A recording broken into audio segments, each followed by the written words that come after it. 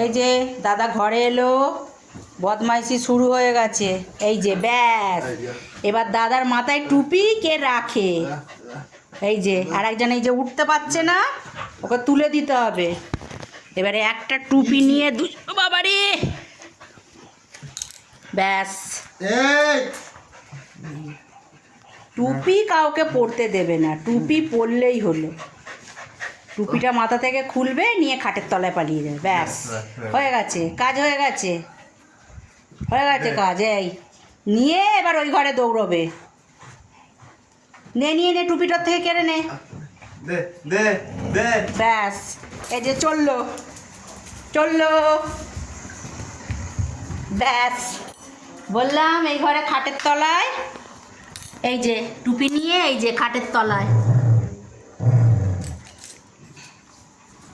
এই টুপি দে, দে টুপি দে। কাকে টুপি পরাবি? হ্যাঁ, কাকে টুপি পরাবি? যেই দেখেছে আমি যাচ্ছি পেছন পেছন, আবার ওই ঘরে দৌড়চ্ছে।